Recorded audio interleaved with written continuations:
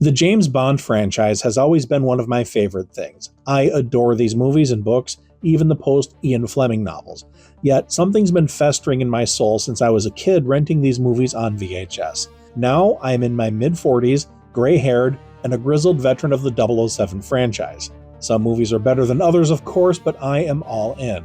But there's one festering blight on the James Bond legacy that makes my blood boil every time I think about it, and that's Live and Let Die. This 1973 disaster is without question the absolute worst James Bond movie ever made. The Man with the Golden Gun is the most boring, No Time to Die has the most infuriating ending, but the only movie I actively dislike is Live and Let Down.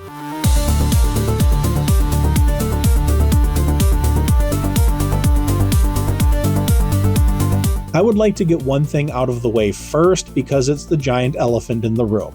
The racism. Before someone accuses me of being woke, I'm not one of those guys trying to cancel old movies like Blazing Saddles or cheering on when studios scrubbed a slur from The French Connection. I don't want that for Live and Let Die. Let the movie be what it is.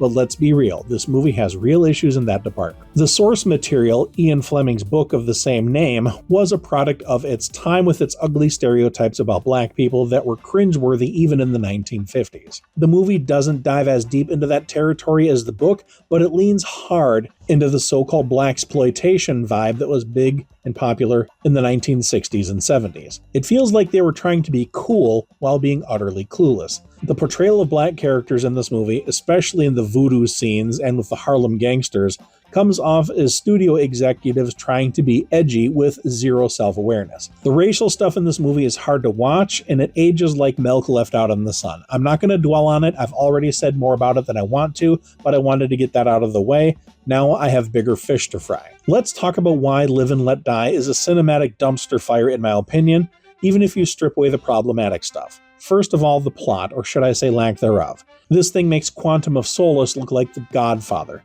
James Bond, played by the impeccable Roger Moore, who I'll get to later, is chasing a drug lord named Mr. Big, who is also a Caribbean dictator named Dr. Kanaga, because apparently the villain can't pick one identity and stick with it. The scheme is about flooding the United States with free heroin to corner the market later.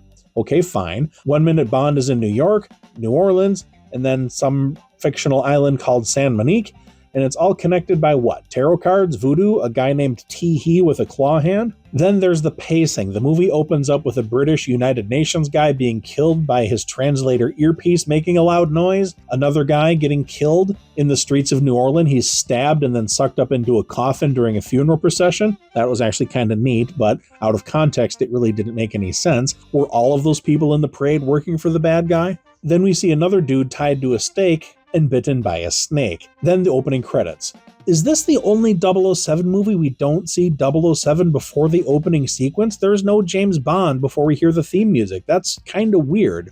We know that something is off right from the get-go. The pacing in this movie does not improve. The movie drags like a Monday morning rush hour commute. The first half is James Bond wandering around, flirting with women and getting chased by goons who couldn't hit him with a bazooka. Then suddenly, it's like the director's coffee was spiked, and then we're in a boat chase through Louisiana Bayou that lasts longer than most Hollywood marriages. 8 minutes of boats zipping through swamps and banjo music playing like it's Deliverance. 8 minutes. I could make a sandwich, eat it, do the dishes in that time. And for what? So that we meet Sheriff J.W. Pepper, arguably the worst character, the most insufferable character in James Bond history. This bumbling, tobacco-spitting caricature of a Southern cop gets more screen time than half the villains. He's not funny, he's not charming, he's just loud, and he ruins an already bad movie. He makes Jar Jar Binks look like Daniel Day-Lewis. Oh, there's one diamond in the rough here. As a fun aside, there's a connection to one of my favorite movies, Jaws. In Jaws, they find a Louisiana license plate with a 007 on it inside of a shark's stomach. That is a direct nod to this movie.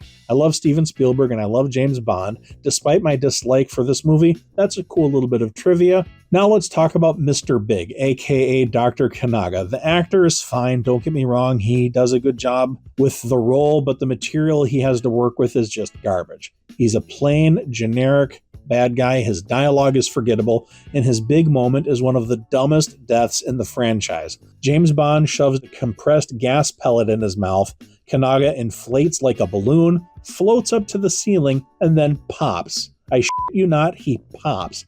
This is not James Bond, this is a Looney Tunes cartoon. This sequence yanks me right out of the movie faster than She-Hulk climbing out of the Disney Plus menu. And the henchman, Teehee's claw hand is cool at first, but he has no personality. He's no odd job.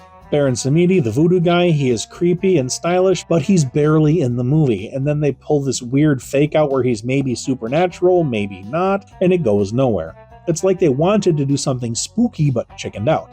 Meanwhile, the real crime is Solitaire, played by Jane Seymour. She's a psychic who loses her psychic powers when she has sex with James Bond, because of course that's how it works. Apparently there is only enough room for one set of magic under the bedsheets, and it wasn't hers. Ha ha ha ha. Her character starts intriguing, and then gets reduced to a damsel in distress who can't even shuffle a deck of cards without James Bond's help. I'm not saying that every female character needs to be on par with Judi Dench's fantastic portrayal of M, or Michelle Yeoh's awesome portrayal of a Chinese spy in Tomorrow Never Dies, but these women should do something more than look pretty and scream. The action sequences, oh man, this is just embarrassing.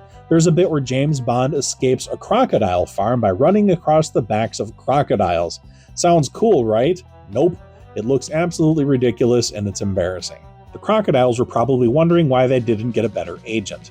The action feels like it was choreographed by somebody who saw a James Bond while high and then recounted it in a fever dream. Now let's talk about the tone. James Bond movies walk a tightrope between gritty and campy, and it's easy to fall one way or the other, too far on the other side. Live and Let Die falls off, face plants, rolls into the ditch, and explodes. It's trying to be funky and modern, from the 1970s point of view, but it falls off a cliff into the blaxploitation, and that's not a good thing. The goofy slapstick vibe doesn't mesh. One minute James Bond is dodging bullets in Harlem, the next he's trading quips with Sheriff Pepper while a boat jumps over the highway. This movie can't decide if it wants to be Shaft or Smokey and the Bandit. Compare that to Goldfinger, which nails the balance between suave and silly. The Spy Who Loved Me, where Roger Moore was at his peak. Live and Let Down is just a tonal mess through and through. It was like two movies were stitched together against their will by somebody drunk and or high. But here's one thing. None of this is Roger Moore's fault. That man is great. He stepped into Sean Connery's shoes with grace and swagger and did a good job playing the part. He brought a charm that seemed effortless and carried the franchise for years. His delivery is sharp, his suits are impeccable, Roger Moore is fantastic, but it's like a Rolls-Royce driving through a junkyard. Roger Moore is the only thing in this movie that shines. Give him a better story and he would have knocked it out of the park, as his later outings as James Bond proves. And you know what else isn't terrible? The song. Paul McCartney and Wings' Live and Let Die is a fantastic piece of music. I love that song. It's epic, it's catchy, it's one of the best James Bond songs ever, full stop. Chicken pot. If the rest of the film had that song's energy, we wouldn't be having this conversation.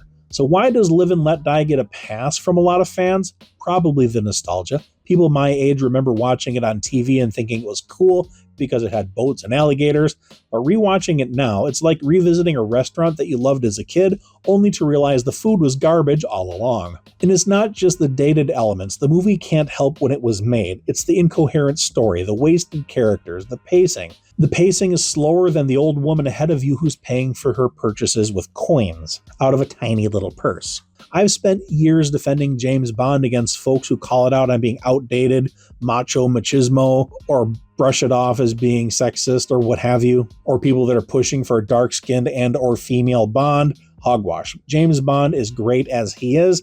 I'll keep defending him until I'm in a nursing home arguing whether Sean Connery would have won against Daniel Craig in a fight. But Live and Let Die, I think this is one movie I will skip whenever I binge the series. As a lifelong James Bond fan and someone who still adores this franchise, this movie hurts my soul.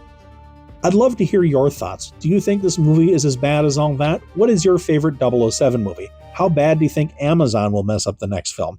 Thank you for stopping by my channel. My name is Eric Wilford Watson, and you can find me on X, and my novels are on Amazon. You can find links in the description below.